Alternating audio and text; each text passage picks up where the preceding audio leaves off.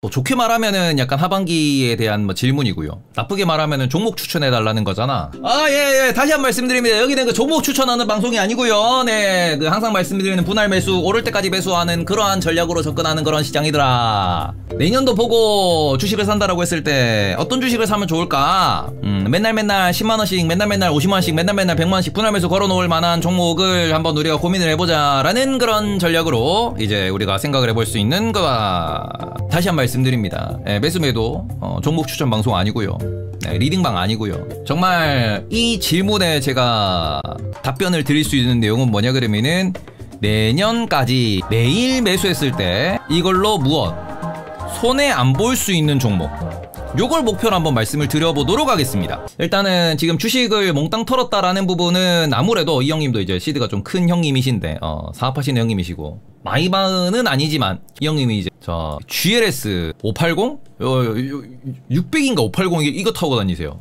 벤츠에서 제일 큰 거. 아무튼 이런 부분에서 지금 내년까지 뭐 이렇게 연말까지 뭐 내년까지 내년을 보고 모아갈 종목이 있겠냐라고 하면은 저는 이 부분에 있어서는 지금은 지수가 비싸고 지금은 주도주가 비쌉니다. 주도주가 비싼 이유는 다들 아실 겁니다. 관세라고 때려박았다가 뭐 계속해서 시장에서는 생각보다 괜찮네 타코 얘기 나오고 있고, 그러고는 그래도 뭐 금리 내줄 거 아니냐, 그리고 미국 경기 계속 좋은 거 아니냐, 우리나라도 지금 뭐 돈 풀고 있는 거 아니냐, 유럽도 돈 풀고 있더라, 중국도 돈 푼다더라. 그러면서 가장 중요한 거는 이게 스마트머니, 사람들이 점점 똑똑해지면서 무엇을 합니까? 기존의 자본시장에 이렇게 흘러들어오던 돈 대비 지금은 더 많은 사람들이 주식을 하고 더 많은 돈들이 주식 투자를 하면서 더 많은 돈들이 장기 투자를 때리고 있습니다. 그렇기 때문에 사람들이 똑똑해질수록 뭐가 올라가요? 자꾸 주식의 가격이 올라가거든요. 왜? 비싸도 돼. 5년 뒤에 팔 거야. 얘는 계속 성장한다며. 가격? 비싸? 몰라. 10년 뒤에 팔 거야. 그리고는 제가 지난주에도 말씀을 드렸지만 계속해서 저는 이 옵션 시장이라는 곳에 대해서 되게 걱정이 많은 사람 중에 한 명이거든요. 전 옵션 시장이 되게 걱정이에요. 근데 방금도 누가 와서 얘기했지만 옵션 시장만 중요한 게 아니고 옵션 시장이 껴가지고 활성화된 그런 시장이 있어요. 뭐 레버리지 ETF 시장. 이게 우리가 맨날 뭐 TQ를 얘기를 하고 뭐 속스를 얘기를 하고, 그쵸? 이게 다 뭐예요? 내가 TQQQ를 1억을 샀어요. 그러면 시장엔 어떤 일이 발생합니까? 내가 TQQQ 1억을 샀다 그러면은 TQQQ는 나스닥 100이라고 하는 QQQ라고 하는 나스닥 100이라고 하는 이 지수가 1% 올라갈 때 3%의 수익을 나한테 줘야 돼. 그렇게 옵션으로 구성된 상품이에요. 이거는 반대로 말하면은 내가 1억을 매수를 그냥 나스닥 QQQ를 했을 때와 TQQQ를 했을 때의 시장에 미치는 영향, 시장에 끼는 레버리지를 우리가 생각을 해봐야 되는데, 내가 QQQ 1억 매수한다는 소리는 뭐예요? 나스닥에 있는 그 대형 종목들을 그냥 1억 원어치만큼 매수해서 내가 보유하는 겁니다. 근데 TQQQ는 뭐예요? 옵션 시장을 통해 가지고 3억의 밸류를 3억의 가치를 만들어내는 거거든요. 저는 옵션 시장이 계속 커지고 있다라는 이 부분에 대해서 계속 말씀을 드리는 게 뭐냐 그러면은 그냥 콜옵션 그것도 시장이 점점 커지고 있어. 커버드 콜 그것도 시장이 점점 커지고 있어요. 커버드 콜 ETF도 다 옵션이야. 근데 지금 보면은 개나 소나 2배 3배 ETF 만들어가지고 계속 출시하거든. 근데 이걸 좋게 말하면은 그만큼 사람들이 시장에 대한 관심이 많고 다들 똑똑해져가지고 엔비디아가 올라가서 안 빠지니까 5%씩 2%씩 1%씩 움직이는 그거를 더 레버리지 껴가지고 발라먹기 위해 가지고 이러한 그 ETF 이러한 시장이 커진다. 맞는데 이게 점점 시장의 기초를 불안하게 만드는 거란 말이야. 이 구조를 제가 정말 나쁘게 말씀드리면 무슨 구조? 폰지 구조랑 똑같은 거고요. 그잖아요. 옵션 시장, 커브드콜 시장이 폰지 구조랑 다를 게 뭐냐. 그다음 또 한 가지. 저는 이 부분에 있어가지고 지금 계속해서 지금 비싸게 거래되는데, 비싸게 거래되는 부분에서는 똑똑한 돈들이 많다, 유동성이 많다, 맞다라고 생각하는데 이것도 영향을 분명히 미친다라고 생각을 하거든요. 그래서 이러면 떨어지면 크게 떨어지는 역할을 하는 거예요. 떨어지면 크게 떨어진다고 이렇게 되면 이거 또 뭔 짓이고 위아래로 이렇게 흔들어 버린다니까. 이게 뭐 때문에? 옵션 시장 때문에. 지금 데일리 옵션 얘기하고 결과적으로는 증시 올라가. 근데 그 안에서 또 고급진 용어 해주셨네. 그쵸. 웻도덕. 역시 웻도덕. 이런 거 있어. 꼬리 효과. 이게 뭐냐 그러면은 우리가 가끔 이런 얘기 하잖아요. 개가 꼬리를 막 흔들어 이렇게. 그러면 대가리는 가만히 있고 꼬리 막 이렇게 흔들어야 되는데, 가끔씩 개들이 진짜 반가우면 침 질질 흘리면서 오줌 질질 싸면서 꼬리 흔들면서 머리도 같이 흔들거든. 이게 뭐냐 그러면은 너무 그 좋은 건 알겠어. 좋은 건 알고 우상향하는 건 알겠는데 파생 상품이라는 시장이 점점 더 이렇게 커지고 있는 부분을 보고 있으면은 이거 한번 부러지면 진짜 개 크게 부러진다라고 생각을 하는 거거든. 이게 우리가 비슷한 과정이 언제였냐 그러면은 2008년 리만 때도 이랬어요. 기초자산이 이렇게 있는데 이 기초자산에 파생 상품에 레버리지가 끼면서 여기에 또 파생이 끼고 이걸 또 2차 3차 가공을 하면서 이러다가 개박살 났던 게 뭐야? 이게 리만 사태거든요. 지금 근데 보시면은 이거를 주식시장을 놓고 보시면은 주식에, 선물에, 옵션에, 2배 ETF에, 3배 ETF에, 커버드 콜까지 똑같다니까 구조가. 뭐 박살나면 다 박살나요. 주식이 그냥 마이너스 30%, 마이너스 50% 딱 떨어지면은 다 박살나 이거. 여기 껴있는 돈 싹 다 0원데 아이언큐 3배짜리 하루 만에 상패된 거 기억하시잖아요 작년에. 만약에 나스닥이 일주일 만에 30%가 빠져버리면 진짜 무서운 거예요 이거. 나스닥이 일주일 만에 30% 딱 빠져봐. 그러면은 자본시장에서 돈이 몇백조가 날아갈까? 제가 이 부분에 대해서 계속 그러니까 한 배짜리 주식만 하셔라라고 계속 말씀드리는 게, 2배짜리 안 했으면 좋겠다, 커버드 콜 하지 말라라고 말씀드리는 게, 만약에 진짜 시장이 뭔가 이슈로 인해 가지고 나스닥이 일주일 만에 30% 딱 떨어져요. 한 배짜리 주식들은 살아남지만 지금 이게 돈이, 이 거품이 너무 많이 껴있어가지고 매주 미국에서 새로 신규 론칭되는 ETF 보시면은 개별 종목 2배 ETF가 그렇게 많아. 언제였지? 3%였나?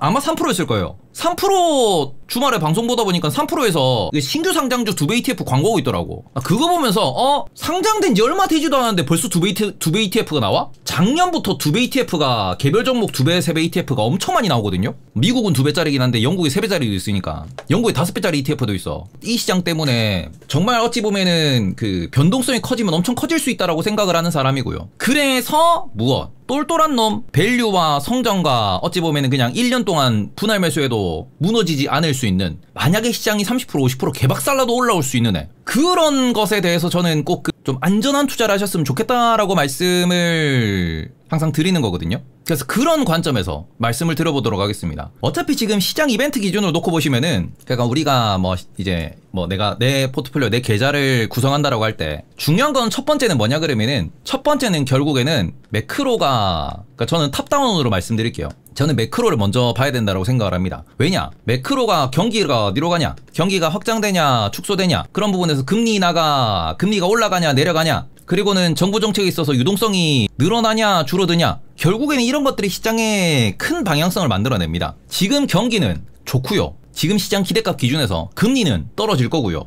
유동성은 계속 늘어나고 있습니다. 이러니 시장의 메인 시나리오, 베이스 시나리오는 뭐냐 그러면 안 박살난다, 떨어지지 않는다요. 빠져봤자 5% 빠진다, 빠져봤자 10% 빠진다요. 10%만 빠져도 분명히 매수가 들어온답니다. 우리가 2022년도에는 무슨 일이 발생했습니까? 2022년도 1년 동안 박살났던 장에서는 경기는 잘 모르는 상황이었어. 근데 금리는 올라갔고요. 유동성은 줄어드는 시장이었습니다. 그래서 나스닥이 한 1년 만에 25%가 박살났던 거야. 금리가 올라가 긴축적인데 유동성도 줄어들어. 이러면 시장 박살나는 거예요. 근데 지금은 빠져봤자 10%예요. 단기 조정이에요. 라고 얘기하는 이유는, 경기는 모르겠다 치자. 경기는 모르겠지만 금리는 떨어진대. 분할 매수 잘하는 방법이 있냐라고 하시는데, 지금 뭐 계속 말씀드리겠지만 분할 매수요? 오를 때까지 사는 게 제일 잘하는 거예요. 장기 평선에서 오를 때까지 매수 때리는, 그게 분할 매수를 잘하는 거다.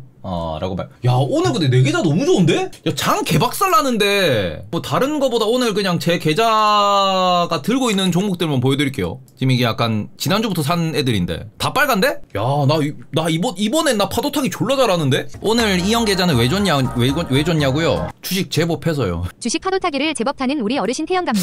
야이 안녕하세요. 조용히 하세요. 자, 아무튼 보시면은 어떻게 가격밖에 안 보여줬는데 왜 다 종목을 맞추냐? 자, 다시 돌아가서 지금 현재 시장의 분위기는 결국 이제 뭐 금리는 떨어진다, 유동성은 늘어난다, 이런 분위기입니다. 미국도 보시면은 트럼프가 관세 걷어가지고 소비 쿠폰 뿌린다라는 식으로 이제 또 시장에 또 이렇게 또 이야기를 많이 하고 있잖아요. 그러면은 이 상황에서는 시장이 박살 안 납니다. 박살에 대한 걱정은 없어요. 그러니 지금 시장에서는 더 어떻게 돼요? 똑똑한 돈들이 뭐합니까? 박살 안 난데 올라가고, 그리고는 이 부분에서 무엇 큰 재료 하나 있죠. 매크로에서 시장 박살이 시장에 대한 우려가 걱정이 없다 그러면은 거기서 무엇? 성장과 혁신을 바라보게 됩니다. 이 시나리오가 중요한 거예요. 근데 여기서 시나리오는 AI, 로봇, 그 다음에는 또 얘기 나오는 게 드론, 그리고는 에너지. 왜냐면은 AI와 로봇이 모두 다 에너지에 대한 이슈를 몰고 오기 때문에. 그죠? 그러면은 이러한 성장과 혁신 스토리, AI에 대한 스토리, 로봇에 대한 스토리가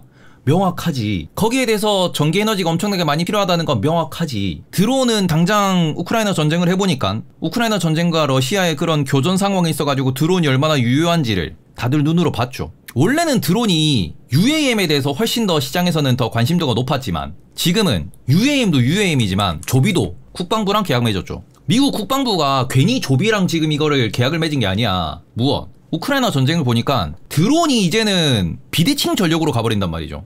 효율적인 드론 설계를 가지고 3D 프린트로 드론 찍어내가지고 우크라이나가 러시아를 계속 공격해버리니까 아무리 물량이 많아도 전진을 못해. 자, 아무튼 그런 부분에서 지금 시장에서는 다들 제미나이, 챗GPT, 퍼플렉시티 다 쓰고 있잖아요. 눈에 보여. 이걸 통해서 자연스럽게 로봇이라든지 자연스럽게 에너지 업계에 대해서는 왜 필요한지를 알아. 실제로 그만큼 엄청난 돈들이 이쪽으로 움직이고 있어. 매일매일 이쪽에 어마어마한 투자에 대한 발표가 진행되고 있어. 실제로 눈에 보이는 투자야. 그러니 무슨 얘기합니까? 이 동네도 시나리오 자체가 워낙 튼튼한 시나리오잖아요. 어느 한 기업만 한다가 아니야. 모든 기업이 다 한대. 모든 국가가 다 한대. 근데 그걸 일반인들도 B2C로 쓰고 있어. 그러니 유동성주와 박살났나 이 상황에서 전 세계의 흐름은 명확하게 가고 있어. 그러면 그냥 AI 투자가지고 존버하면 되겠네. 관련된 그런 산업에 대해서 투자해서 존버하면 되겠네. 그러니 성장과 혁신, 눈에 보이는 이러한 우리의 미래라고 하는 부분이 너무 뚜렷하게 보이니까 이거 역시도 오히려 존버 투자가 늘어나는 거죠. 그럼 다시 생각해봅시다. 지금은 비싸대. 왜 비싸? 똑똑한 돈들이 계속해서 비싸든가 말든가 계속 사니까. 그냥 어찌 보면은 무지성으로 매수를 계속 누르니까. 그리고 그런 부분에 있어가지고 지금 매크로 관점에서도 박살이 안 난대. 시나리오 상으로도 실적과 성장을 놓고 보더라도 존버하면은 돈 벌 수 있대. 맞습니다. 지금 나스닥 사요. 지금 엔비디아 사요. 사도 상관없어요. 돈을 좀 더 벌기 위해서 매수 매도를 하고 반복적으로 뭐 샀다 팔았다를 하는 거지. 난 그런 거 모르겠고 난 그냥 10년 동안 가져갈란다. 5년 뒤에 그냥 팔란다. 은퇴 자금입니다. 지금 엔비디아 사셔도 상관없습니다. 엔비디아 지금 180불이래. 170불 오면 산 사람 줄 서서 살 거야. 160불 오면 줄 서서 살 거야. 진짜 웃긴 게 뭔지 알아요? 엔비디아가 180이야. 170 가면은 줄 서서 산다. 160 가면은 빚내서 산다. 150 가면은 돈 빌려서 엄마 아빠 사돈 팔촌 돈까지 다 끌어와 산다. 140 가면 손절한다. 그렇지 않아요? 참 웃긴 게 5% 10% 빠지잖아. 그러면은 바리바리 싸들고 산다. 근데 그 10% 더 빠지잖아. 손절한다? 근데 이게 140을 가든 100을 가든 우리 엔비디아 연초에 90 갔을 때 그랬잖아. 엔비디아 끝났다, 나스닥 끝났다 그랬잖아. 그리고는 다시 반등한다니까. 반등한다니까. 저는 지금 만약에 그냥 시장이 무너지지 않는다라는 관점에서 이제부터 뭘 모아가냐, 똘똘하게 포트폴리오를 짜면 어떻게 짤 거냐라고 하면은 저는 여전히 AI 관련된 대장주와 그리고는 여기 관련돼가지고 글로벌 피어군 대비 저평가를 받고 있는 기업들을 분할 매수하는 게 맞다라고 생각을 해요. 그러면은 AI 대장주는 누군데? 여전히 엔비디아고요. 여기서 또 대장주로 보시면은 TSMC예요. 근데 얘들은 싸진 않아. 그러면 저평가 관련된 저밸류 기업은 누가 있냐? 그게 하이닉스라고요. 여전히 하이닉스는 PER 10배를 안 넘어. 그래서 저는 여전히 AI 관련돼가지고 분할 매수를 한다라고 걸면은 저는 여전히 얘들을 분할 매수를 걸어놓고 지금 대응하고 있습니다. 얘들이 포트폴리오에 적어도 20%는 있어야 된다고 생각을 해요. 누가 됐든 간에. 하이닉스 한 종목만 있어도 안 된다니까. 왜? 삼성전자가 진출에 성공하면은 오늘 또 뉴스 나왔지. 엔비디아가 TSMC랑 짬짬이로 스스로 이제 메모리 반도체까지 설계해가지고 만들겠대. 불가능한 얘기는 아니에요. 왜냐면 HBM4 얘기 나왔을 때부터 하이닉스가 HBM4를 제품을 만들어서 납품하는 것 자체가 어려운데 그러면은 TSMC나 엔비디아 쪽으로 더 많은 그런 매출이 발생할 수도 있다. 왜냐면 하이닉스는 파운드리가 없고 하이닉스는 10나노 이하에 대한 제조 공정이 없으니까. 그쪽이 약하니까. 근데 메모리도 이제는 EUV를 써야 되는 상황이고 하이닉스도 이제 EUV를 돌리기는 시작을 하지만 TSMC만큼 EUV를 잘 쓰는 것도 아니고 오히려 지금 이 상황에서는 HBM4, HBM5로 넘어갈 때는 오히려 TSMC나 엔비디아 혹은 삼성전자에 더 많은 그런 시장 관심도가 올라가는 거 아니냐라는 얘기가 나오는 중입니다. 오늘 시장에 약간 그런 얘기가 돌았어요. 그러니 무엇? 얘들을 같이 투자하셔야 됩니다. 저는 아직까지 그건 낭설이라고 생각을 하는데 여전히 메모리에 대한 설계 기술과 메모리에 대한 대량 생산 제공 기술은 하이닉스가 월등하니까. 근데 그럼에도 불구하고 지금 이런 부분에 있어가지고 이제 스토리가 나올 때마다 롱숏이 계속 걸릴 수밖에 없어요. 계속 롱숏이 걸릴 거야. 그러면 AI 관련돼가지고 엔비디아만 투자할 거냐? AMD가 치고 올라올 수도 있는 겁니다. 하이닉스만 투자하면 삼성전자가 치고 올라올 수도 있는 거예요. 아니면 이게 엔비디아랑 TSMC 뺏길 수도 있는 거고. 그럼 TSMC만 투자할 거냐? TSMC만 투자하는 거는 저는 개인적으로 나쁘지 않다고 생각해요. 왜냐면 TSMC는 대체가 불가능합니다. 이거는 돈 있다고 대체되는 게 아니야. 삼성전자, 인텔, 래피더스 안 돼. TSMC는. TSMC의 저 지난 30년 동안 쌓아왔던 업력은 넘볼 수가 없습니다. 지난 10년 동안 도대체 얼마나 많은 돈이 반도체로 쏟아져 들어갔는데 그거 다 TSMC 발끝도 못 따라가. 그러니까 저는 이 중에 탑픽은 여전히 전 TSMC예요. 여전히. 지금 SMIC도 삼성전자도 이번에 일본도 TSMC 기술 빼가겠다고 막 난리 치는데 빼가면 뭐하냐. 기술 빼가서 성공했으면 삼성전자 이미 성공했어야 돼. 아니거든. 아직은 아니거든. 그래서 아무튼 이런 부분에서 결국에는 저는 지금 시장이 박살나지 않는데 시장의 메인 성장 시나리오는 AI다. 그럼 거기서 대장주 누구냐. 요런 애들의 플러스 파생으로 나온 애들 누구예요? 이런 애들 AMD다. 아니면은 브로드컴이다. 아니면은 뭐 이게 ARM도 마찬가지고 이쪽도 이제 반도체 설계도 들어가는 거고 국내에 있는 애들도 다 여기서 이제 파생으로 나오는 거고 거기다가 뭐 전력 인프라 같은 경우 에너지도 이제 파생으로 나오는 건데 이런 애들 누구예요? HD 현대일렉트릭에 아니면은 뭐 추가적으로 우리나라 효성중공업에 그냥 미국으로 보면 비스트라 에너지에 여러 기업들이 다 여기서부터 튀어나오는 거라고요. 그런 AI 관련돼 가지고 무엇? AI가 많아지니까 당연히 데이터 센터도 늘어나겠네. 그러면은 데이터 센터에 필요한 관련된 기술인 아리스타 네트워크라든지 델이라든지 지금 시장에서 지난 2년 3년 동안 올라온 종목들 적어도 나스닥 대비 더 많이 올라와서 50% 60% 100% 수익 난 종목들 AI 관련주 아니면은 그런 애 없어요. AI 관련주만 올라왔어요. 앞으로도 AI 관련주만 올라올 겁니다. 지금 내년 보고 뭐 사요 그러면은 재미없지만 또 올해 상반기에 올라왔던 종목들을 다시 한번 분할 매수 하셔야 됩니다라는 얘기를 또 할 수밖에 없는 장이에요. 지금 현재 그쵸 몽땅 털었던 이유는 밸류가 비싸니까 지수가 비싸니까 나스닥이 비싸니까 그러면 여기서부터 지수가 떨어지든 아니면은 계속 사람들이 똑똑해가지고 계속 비싸도 계속 사가지고 지수가 안 떨어지고 계속 박스권에 생본다 그러면은 계속 이 가격일 거야. 그럼에도 분할 매수로 내가 모아갈 만한 애는 누가 있냐. 그럼 다시 돌아가서 올해 초에 많이 오르네 떨어지면은 사는 게 맞아요. 우리나라도 최근에 개인 투자자가 많이 똑똑해졌습니다. 한국은 어때요? 글로벌에서는 AI를 말씀드렸지만 한국은 어때요? 한국은 시나리오가 많이 바뀌었죠. K 주식 기준으로 놓고 보시면은 우리나라 최근에 상법 개정 이야기 나왔고요. 그리고는 이런 부분이 있어가지고 주주 환원에 대해서 이야기 많이 나왔고요. 그리고 우리나라에서도 무엇? 수출주에 대한 수급이 매우 좋아진 상황입니다. 수출 기업. 특히 지금은 관세라는 그 이유 때문에 더 많은 개인 투자자가 수출 데이터에 대해서 민감하게 반응을 하고 있는 상황이죠. 그러면은 우리나라 안 그래도 똑똑한 사람들이 매월 10일, 매월 20일이면은 수출 데이터 다 까보면서 HS 코드 다 까보면서 요새 개인 투자자가 통계청 들어가가지고 그 수출이 3건 들어가가지고 HS 코드 까보면서 그걸로 어떤 HS 코드가 얼마나 매출이 늘었는가, 얼마나 수출이 늘었는가 그걸 까보면서 투자를 한다니까. 유튜버 입장에서 말씀드리잖아요. 제가 방송 내용을 준비하기도 벅찰 만큼 이 AI 돌리고 막 주변 직원, 그러니까 밑에 직원들 써가지고 막 사람들 써가지고 막 이렇게 막 그 데이터 수집하고 막 찌라시 막 엄청, 와.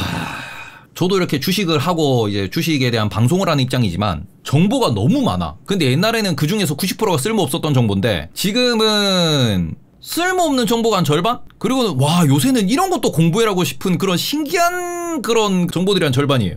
보면은 장난 아니에요. 가끔씩 텔레그램이나 아니면은 이게 그 우리가 뭐 노돌이라는 자료들도 많이 있고 아니면은 여러 그 대학교 투자 동아리에서 나오는 자료들이 있습니다. 들어보신 분들 많이 계실 텐데 뭐 스믹 이런 데 있거든요. 서울대학교 투자 동아리 되게 유명합니다. 아니면은 뭐 대학교들 서울에 있는 대학교들의 그 연합 동아리 있어요. 뭐 건대 무슨 한양대 뭐 이런 데 해가지고 연합 동아리들이 있거든. 그쪽도 이제 선후배가 많아.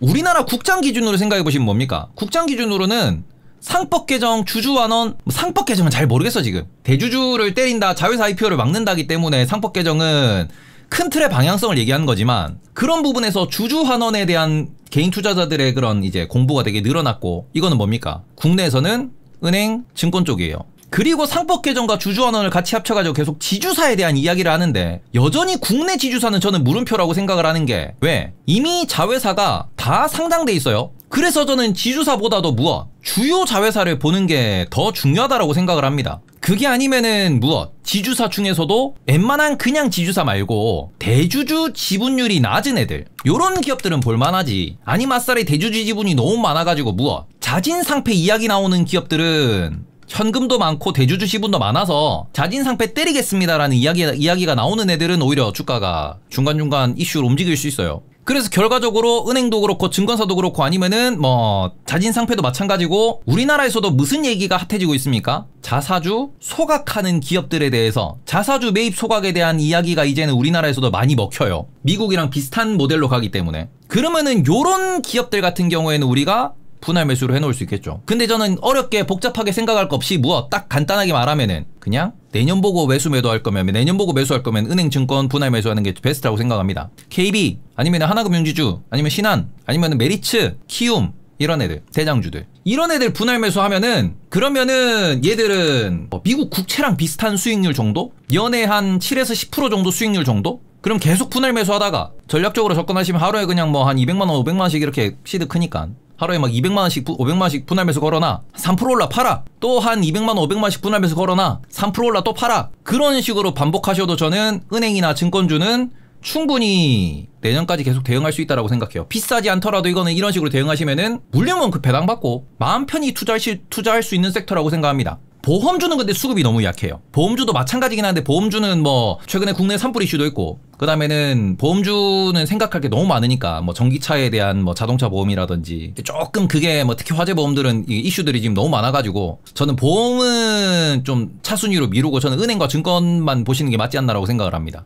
그런 부분이 있어가지고 제가 개인적으로 제일 많이 관심을 갖는 건 이거거든요. 국내에서 1등, 국내에서 전 세계 1등 하는 산업 수출. 아까 전에 누가 화장품에 대해서 질문도 주셨는데 분할 매수 관점에서는 지금 국내에서 막 하이닉스는 너무 뻔하니까 개인적으로 우량주 뭐 여러 개 있다고 생각을 하는데 저는 여전히 수출 기업에서 관심을 가질 만한 섹터는 화장품이지 않나. 피부 미용 의료기기 화장품 이쪽 관세랑 크게 영향 없고 여전히 전 세계 시장에서 우리나라의 시장 점유율이 매우 낮은 편이고 그리고는 매년 한 20-30% 성장은 꾸준히 유지가 되는 그런 섹터이기 때문에 그리고는 이게 뭐 최근에 좀 많이 빠지긴 했지만 저는 개인적으로 방산 화장품이나 방산은 뭐 방산은 미국의 로키드 마틴이나 레이시온 같은 기업들이 있지만 화장품은 전 세계에서 투자할 만한 곳이 없어요. 피부 미용 의료기기도 전 세계에서 투자할 만한 대안이 없어요. 그래서 그런 부분이 있어가지고 저 같은 경우에는 지금 이제 화장품 같은 경우 실리콘2가 제일 괜찮은 기업이라고 생각해요. 구조도 그렇고 우리나라의 모든 그 화장품에 대해서 해외로 아모레 분석 좀 해주세요. 아모레는 저는 개인적으로 넣어요.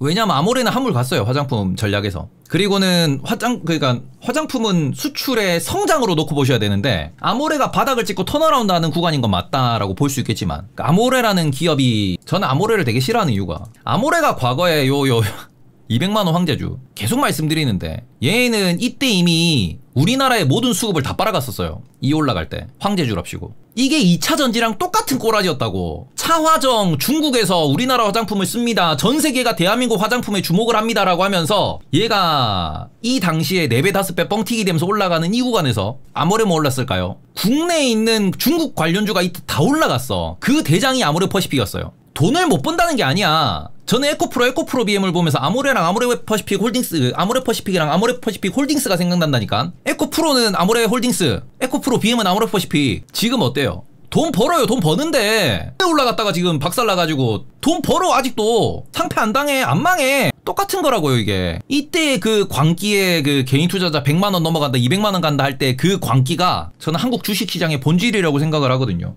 근데 아모레는 일단은 브랜드 전략이 실패했어요. 지금 우리나라에서 화장품에서 잘 나가는 애들은 누구냐? 저가, 트렌드, 릴스나 쇼츠로 홍보 잘 때려서 해외에서 이렇게 빵빵 터진 애들. 아모레는 그런 브랜드가 없습니다. 아모레는 자체 연구, 자체 생산, 자체 유통. 그러니 시장 대응이 느려. 망한다는 아니지만 돈은 잘 버는 게 맞지만 트렌드 변화에 민감하게 대응이 안 됩니다. 근데 트렌드 변화에 민감하게 대응되는 애들은 트렌드의 최일선에 있는 화장품 업체나 최근 국내 봐봐요. 이마트 화장품, 다이소 화장품. 근데 그런 데서 자꾸 시장 점유율을 뺏기는 거야. 13.5에 물려있다. 한한령 해제 13.5면은 단기 반등으로도 충분히 올라갈 수 있는 건 맞죠. 13.5 수준이면은 그냥 스윙 정도 느낌이니까 최근에 들어가셨다 그러면은 그냥 한 번만 반등해주세요 이러면 되는데 수급 한 번 들어오면 그 정도는 충분히 익절할 수 있는 상황이니까 기다리시다가 대응하셔도 되는 상황이긴 한데 얘가 그래서 15만원 20만원 가냐라고 하면은 저는 그거는 확률이 좀 낮다라고 생각을 합니다. 얘는 그냥 10만원 초반대에서 잘 가면은 10만원 중반대 왔다 갔다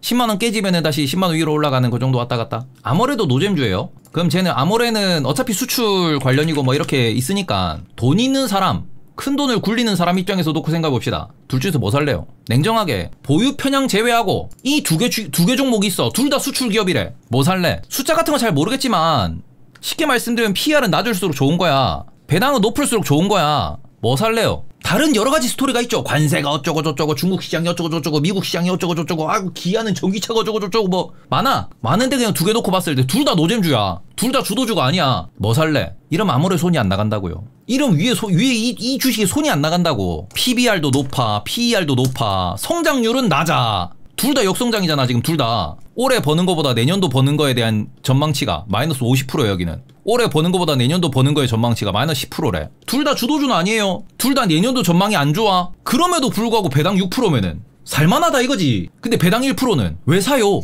저는 국내 기준에서 계속해서 똑같은 얘기긴 한데, 상반기에 올라왔던 애들의 주도주들이 이런 애들이잖아요. 화장품, 방산, 은행, 증권, 그 다음에는 뭐 하이닉스도 마찬가지고, 그 다음에는 미국 기준에서 뭐 엔비디아 쪽도 마찬가지고, 현대일렉트릭이나 효성중공업 같은 경우에도 어차피 에너지 관련돼 가지고 우리나라만 할 수 있는 초고압 변압기 시장, 뭐 이런 것들이 이제 계속 걸리는 건데, 요런 애들을 여전히 분할 매수를 하시고 내년까지 또 끌고 가시면은 지수가 조정이 받더라도, 지수가 조정이 오더라도 분할 매수하면은 그런 게 대응이 되잖아. 결국에는 지금 시장에서 우리가 찾아야 되는 핵심은 뭡니까? 지금 주식 수준이 매우 높은 게 사실인데, 현재 레벨이라고 했을 때 여기서 잘 가면은, 시장이 매우 건강하게 튼튼하게 가면은 요렇게 왔다 갔다 하면서 내년까지 이렇게 갈 거예요. 저는 주식시장이 여기서 떡상은 어렵다라고 단언컨대 말씀드립니다. 왜? 주식시장 참여자들도 너무너무 똑똑해졌기 때문에 비싸다는 걸 알고 이런 부분에서 욕심을 안 부리고 들어온단 말이야. 그러면은 안 빠지면은 1% 빠지면 매수 들어오고, 1% 빠지면 매수 들어오고, 1% 빠지면 매수 들어오고 이러면은, 그럼 다들 1% 빠지면 샀다가 5% 6%는 팔고, 또 빠지면 샀다가 계속 왔다 갔다 하는 수요도 많을 거고, 그런 부분에 있어가지고 기다리는 사람들도 기다리다가 지쳐가지고 1% 빠지면 사고, 1% 빠지면 사고, 1% 빠지면 사고, 이런 걸 계속 반복을 할 거예요. 근데 유동성이 겁나 많아. 1%만 빠져도 살려고 달려드는 사람들이 너무 많아. 오늘도 보시면은 나스닥이 1% 빠졌는데 더 안 빠지고 올라가. 계속 반복돼. 이런 식으로 시장이 계속 어떻게 보면은 버티는 장이 만들어진다라고 하면은 내년도까지 이런 장이 만들어질 수도 있는데, 이런 장이면은 먹을 거 없어요. 힘들어요. 힘들지만 이런 장이 펼쳐진다. 그러면은 분할 매수 말고 할 수 있는 게 뭐가 있는데 우리가 이렇게 장가봐. 분할 매수 말고 뭐 할 건데? 분할 매수하고 3% 벌고, 분할 매수하고 3% 벌고, 그거 말고 뭐 할 건데? 할 수 있는 거 없습니다. 그죠? 그리고 여기서 만약에 지금 뭐 경제지표나 아니면은 시장에서 한번 위로 아래로 털어먹자 그러면서 영차 이렇게 온다 그러면은, 이런 거 만든다 그러면은 분할 매수해서 대응하면 이것도 마찬가지예요. 평단 여기로 잡히냐, 평단 여기로 잡히냐야. 그렇기 때문에 이런 부분에서는 어차피 떨어져도 올라올 애들 누구예요? 상반기 주도주들이라고. 지금 시장을 이끄는 주도주들이라고. 엔비디아, TSMC, 확장해서 보면은 브로드컴, 아니면은 저 뭐 메타, 마소, 오라클, 뭐 데리라든지 아리스타 네트워크라든지 이런 애들이 또 계속 똑같은 흐름 만들면서 갈 거라고요. 그리고 국내에서도 마찬가지로 화장품에서 실적 잘 나온 애들, 방산에서 실적 잘 나온 애들, 은행과 증권처럼 계속해서 주주환원 좋은 애들처럼 글로벌 주도주와 함께 가는 애들, 그런 애들이 계속해서 떨어져도 회복되는 모습을 보일 거다라는 거죠. 그리고 그런 부분에서 결국 지금은 내년도를 보고 접근할 수 있는 섹터는 요런 관점으로 좀 정리하면서 접근했으면 좋겠다. 이 변압기 추가예요. 화장품, 방산, 변압기, 은행, 증권, 하이닉스, 그 다음에는 이제 AI 관련주, 에너지 관련주, 로봇이랑 드론은 아직까지는 그냥 이게 그냥 가능성의 영역이기 때문에 저는 이쪽에는 마땅한 종목이 잘 없어요. 저런 아이디어가 있구나 정도로 접근하는 거기 때문에. 그래서 매크로 관점에서, 그리고는 이런 숫자 관점에서, 그리고 우리나라 국내 이슈 관점에서 요런 애들을 계속해서 앞으로 이제 내년도까지 어떤 그림이 그려질지 모르겠지만 저는 이거를 너무너무 바랍니다. 너무너무 바래요. 엔비디아가 160불 많아라. 엔비디아가 만약에 153불까지 떨어져라. 밀어넣고 그냥 또 똑같이 말하는 거야. 1년 버텨! 이거를 기다리면서 저는 현금을 계속해서 이제 쌓아놓고 있는 상황인데 잘 안 온다. 오늘도 봐봐 1% 떨어지면 바로 올라가잖아. 잘 안 온다. 조선이요. 조선은 저는 별로라고 생각해요. 조선은 내년도에 대한 20% 30% 성장에 대한 확신이 있어야 되는데, 적어도 10% 15% 성장한다라는 확신이 있어야 되는데, 조선은 그런 뭐 내년도의 성장을 놓고 보더라도 선반영이 너무 세요. 조선은 어닝 서프라이즈에 대한 시장 기대치, 시장 눈높이라는 부분에 대한 그런 서프라이즈 확률이 너무 낮아요. 조선은 토크도 한정적이고, 그리고는 조선은 특히 뭐 우리 노란봉투법이라고 하는 부분도 많이 걸리고요. 조선에 대해서 실제 뭐 울산이나 거제도 가보시면 아시겠지만 외국인 노동자와 하청 문제가 엄청 심각한 섹터가 조선이거든요.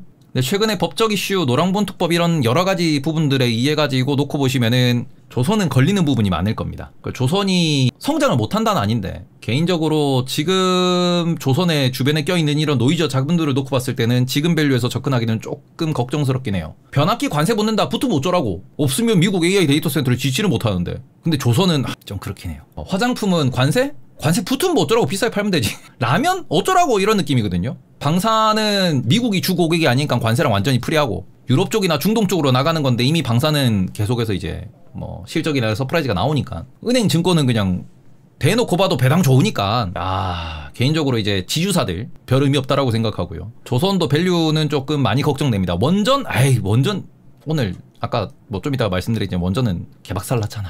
그렇죠. 28년 도크도 다 차간다라고 하시는데 28년도 도크가 다 차가잖아요. 그러니까 26년, 27년, 28년까지 매출에 대한 이익에 대한 컨센이 다 나와 있어요. 그걸 놓고 지금 주가를 보셔야지. 이버형 줄이니라 잘은 몰라도 신용으로 땡긴 돈도 많지만 하도당해서 주식에 안 넣고 기다리는 자금도 만만치 않아서 공황 모르겠다. 그래서 아까 말씀드린 내용이 이겁니다. 터지면 이렇게 터지는 거야.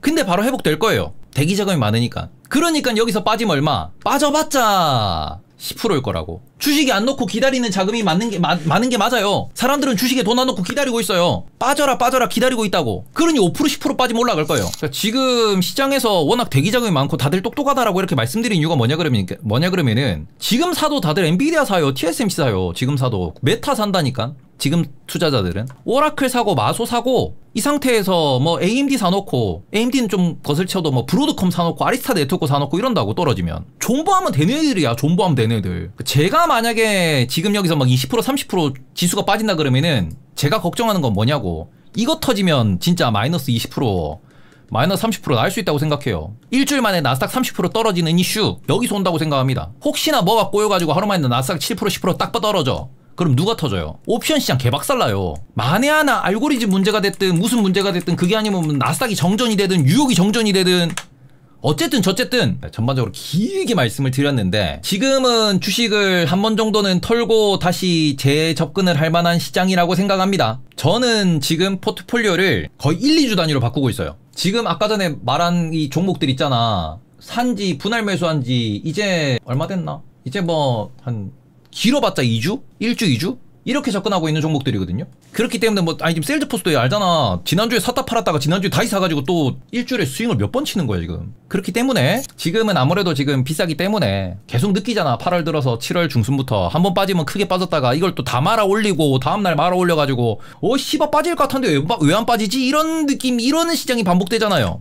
이건 뭐예요? 비싸기 때문에, 부담스럽기 때문에 한 번은 이렇게 약간 주식을 비중을 컨트롤해야 되는 시기다라는 거는 다들 느끼실 거예요. 그럼에도 불구하고 다시 올라갈 애들은, 올해 초에 올라왔던 애들이 또 올라가더라. 시장이 딱히 메인 시나리오가 바뀐 게 없더라. 그렇게 체크하면서 보셨으면 좋겠습니다. 그래서 길게 말씀드렸는데 오늘 챙겨가실 거는 2배 3배 ETF 파생 시장 커지는 거 되게 무섭다. 요거. 또 한 가지, 시장은 박살나지 않는다. 왜? 매크로 관점에서 해석. 그리고는 여전히 우리나라에서, 미국에서 우리가 주도주로 보셔야 되는 거는 배당주, 수출 기업들, 에너지 관련 주식들, AI 관련 주도주들, 요런 애들을 계속해서 분할 매수로 대응을 해보자. 그리고 하반기에 큰 시나리오 2가지가 있더라. 하나는 버티면서 계속 올라가는, 빠지지 않고 올라가는 이 시나리오. 요거 되면은 결국에는 계속 단타를 치고 분할 매수했다가 팔았다가 분할 매수했다가 팔았다가를 반복해야 되는 거고, 요 장에서 if 한번 이렇게 날아갔다가 올라온다 그러면은, 요런 장이 펼쳐진다라고 하면은 분할 매수하고 샀다가 팔았다 샀다가 팔았다 하다가 여기서 돈을 왕창, 여기서 돈을 왕창, 여기서 레버리지까지 왕창 넣어야 되는 그런 상황이 오기 때문에, 무엇? 지금은 현금 비중을 늘려놓자. 현금 많은 사람이 이때 돈을 많이 벌 수 있다. 지금은 돈 많이 버는 욕심을 내서는 조금 안 올 수도 있기 때문에 계속 기다리고는 있지만, 안 와도 분할 매수 분할 매도 하시면서 천천히 보시고 이런 식으로 시장 대응하셨으면 좋겠다라고 정리하도록 하겠습니다.